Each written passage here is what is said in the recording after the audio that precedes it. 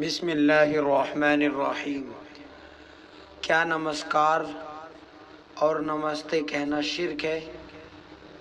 کیا ہم آفس میں اور فون پر غیر مسلموں کو نمسکار کہہ سکتے ہیں؟ جواب دیکھیے دارالعلوم دیوبند کا۔ نمسکار سنسکرت زبان کا لفظ ہے۔ اس کے اندر عبادت و بندگی کا معنی پایا جاتا ہے، اس لیے اس کا استعمال کسی انسان کی تعظیم کے لیے کرنا معنوی طور پر اسلام کے عقیدہ توحید کے خلاف ہے، اس لیے مسلمان ہرگز اسے استعمال نہ کرے۔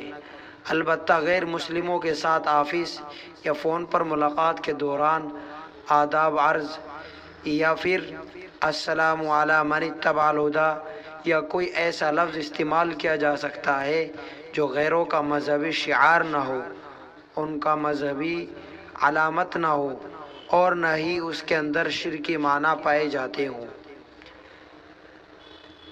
آپ اور تحقیق کریں گے تو اس کے معنی نمستے کہ یہ معنی ہے کہ میں تعظیم کی وجہ سے آپ کے سامنے سر جھکاتا ہوں۔ یہ مسئلہ پورا ہو گیا، الگ سے وضاحت کی جا رہی ہے،